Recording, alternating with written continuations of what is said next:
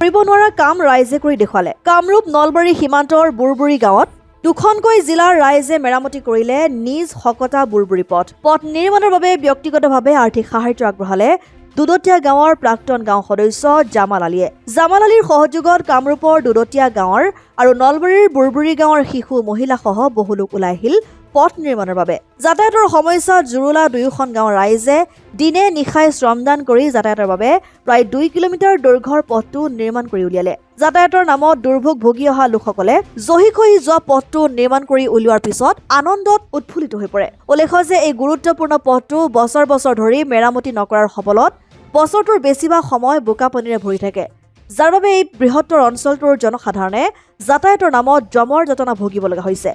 বিশেষকৈ অঞ্চলটোলৈ এম্বুলেন্স আৰু অগ্নি নিৰ্বাপক বাহিনীৰ গাড়ী যাব নোৱাৰাৰ বাবে জৰুৰীকালীন সেৱাৰ পৰা বঞ্চিত হ'ব লগা হৈ আহিছে।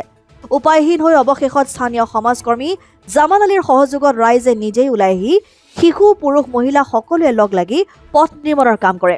পথ নিৰ্মাণ সম্পূৰ্ণ কৰাৰ পিছতে সংবাদ মাধ্যমৰ জৰিয়তে চৰকাৰৰ বিৰুদ্ধে ক্ষোভ উজাৰে। অতি শীঘ্ৰে পথটো পকীকৰণ কৰি যাতায়াত ব্যৱস্থা সুচল কৰি তুলিবলৈ অঞ্চলবাসীয়ে দাবী জনাইছে। নলবাৰী জিলাৰ খগ্ৰাপাৰ অঞ্চলৰ পূব দক্ষিণ প্ৰান্তত এই বুৰবুৰী গাঁও অৱস্থিত। এই গাঁওখনত বহুত নেতা পালি নেতা গুচি গ'ল। আমি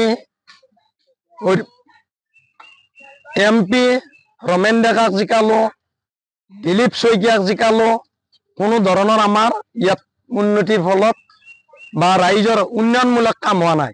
এই যিখন দলং ফুটব্ৰিজ আছে, এইখন প্ৰাক্তন মদন কলিতাৰ দিনত এনেকুৱা আধৰুৱা দৌফালে ভাঙা জৰাজীৰ্ণ পথত আছে।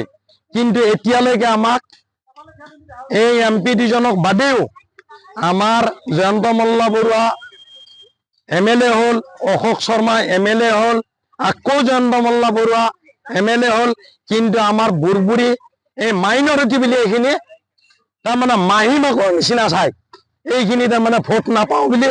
আনকি ঘগ্ৰাপাৰ মণ্ডলত ডিম্বেশ্বৰেও কয় যে A কেটেগৰী আৰু B কেটেগৰী C কেটেগৰী ভাগ কৰি হোৱা জেগাত তাৰমানে আমাৰ আঁচনিবিলাক আমি মাইনৰিটি ফালত তাৰমানে আমি ভোট নাপাওঁ, সেই ক্ষেত্ৰত তাত পেলাব নালাগে। কিন্তু মই হয় মিত্ৰজোঁটৰ ময়ো এজন সদস্য বা বুথ কমিটিৰ সভাপতি, কিন্তু আমি মানাব নোৱাৰো। এইটো মাহী মাকৰ নিচিনা চাই মুছলিম এৰিয়াৰ কাৰণে।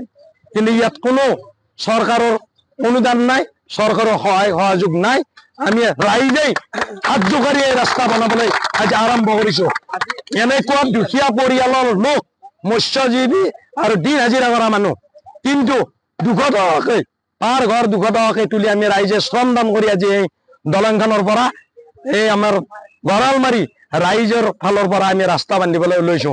কিন্তু আগতে বনোৱা গ'লে ৰাস্তা কোনোবা বিধায়কে ফাণ্ডৰ পইচা দিয়া বুলি নিশ্চয় উঠিব। সেইকাৰণে আজি আমি ইলেকশ্যনৰ পিছত আজি ৰাস্তা আমি বান্ধিবলৈ সকলোৱে একত্ৰিত হৈ আজি ৰাইজে এই ৰাস্তা বান্ধিছো।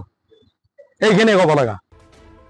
ৰঙিয়াৰ পৰা আইনাল হুছেইনৰ ৰিপৰ্ট, অসম আদিত্য।